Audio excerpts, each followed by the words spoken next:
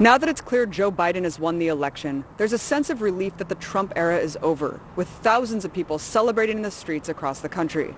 But there's also apprehension about how much will really change. So I spoke to political activists from various struggles about what they're thinking. I'm an immigrant rights activist. The way I feel about Trump losing, it feels good, really, to see his demise and see him fall, especially, after all the hate and, chaos that he's created, and not only in this country, but in other countries as well. So it feels good to see him, go on his way out. It's unfortunate that we have Joe Biden and Kamala Harris as the Democratic ticket for the United States. Joe Biden, was a vice president and oversaw the deportation of over 2 million people, didn't do anything about it, didn't speak up about it. It wasn't until he ran for president he started saying that he regrets it. But it's one thing saying it, it's one thing actually working to heal those wounds from those families. And so we don't expect him to do much. I'm a steward with legal workers there at the UAW, and so I think that the Biden win over Trump and Trump leaving office is a small win for the people, because Trump was really emboldening a lot of the neo-Nazis and a lot of the white supremacists. We saw some of the craziest attacks on the movement happen during his time, attacks with vehicles, the Kenosha situation, terrible things. And so I think that's a big a win, but I think that we still need to continue fighting, because, people forget that under the Obama presidency, we saw the Ferguson effect, which is basically using National Guard to come in to Ferguson, to be deployed there, and to really suppress the movement there, the movement for Black lives. And I think people forget about that. I'm a social worker and I'm also a union steward. So I am happy that Trump is leaving.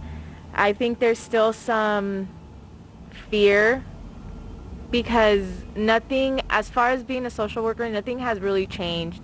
Families are still homeless. They're still dealing with issues such as domestic violence, not having adequate child care, having to work. And I don't believe that's going to change under the Biden administration. We still don't have proper services for the community. So there's still that fear as a worker for me, and for the families that I work with. So I'm an organizer for U.S. military veterans and active duty soldiers. And, there's a big, everyone's excited that Trump is gone. He was terrible for veterans issues. Someone who came in as this supposed anti-war candidate who only increased troop levels in places like Iraq and Afghanistan and Syria. Also for veterans health care, he was awful. He appointed just his millionaire friends to run the VA healthcare system and just try to privatize it to make it corporate. We're very apprehensive, our community very apprehensive about Joe Biden. In particular, Biden has promised to continue the war in Afghanistan with many thousands of troops.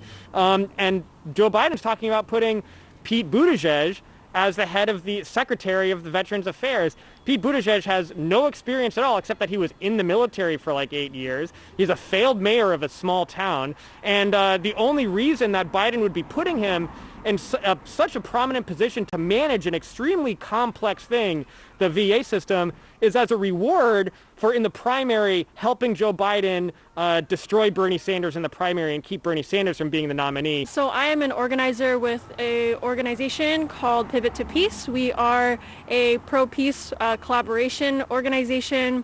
We mainly focus on diplomatic U.S.-Chinese relations, as we know, has really soured under the Trump administration. So with Trump leaving, I'm very, very happy. Pompeo was an awful, awful Secretary of State. He went around the world trying to rally people on an anti-China campaign, purely on anti-communism. So I think with Trump out of office, it creates an opening.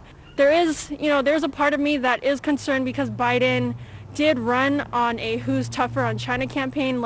It was very much competing with Trump on the fact that Trump is too cozy with China. I'm an anti-war activist, and I'm definitely excited that Trump's out of office, but I know that there's a huge uphill battle to be won.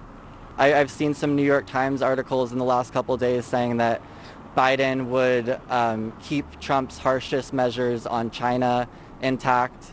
And I know that he's criticized Trump from the right on a number of foreign policy issues. So I know that, the imperialism will continue no matter who's in office. I've talked to people in Latin America, and I know that a Democratic administration doesn't change much. Sanctions will still be in place.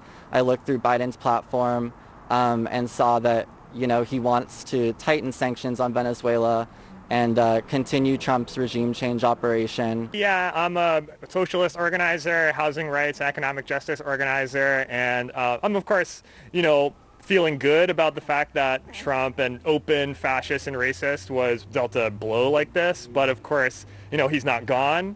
And there's a lot more fight that's going to need to happen under Biden or whoever ends up taking power. So I have a moment of relief and I guess respite, but I'm still feeling very much, concerned and very much like feeling the need to continue to struggle as hard as we can. We've been doing a lot of work around like housing and cancellation of rents and, meeting the economic needs of people throughout this horrible crash, an economic crash that was inevitable that happened. And a real concern for me is, that which Biden doesn't seem to have any answer for. His COVID plan doesn't have any kind of economic stimulus, which can't be separated, like the class element can't be separated from the scientific element of needing to battle the virus. And it's especially concerning because the kind of failure, what seems like is going to be a failure of the Biden administration to address these economic concerns, is it lays the groundwork for Trump or someone like Trump to seize power right back again, because you're going to have millions of disaffected workers who are looking for some kind of answer and some kind of change, and they're going to see a demagogue like Trump and think that maybe this can be a solution for me.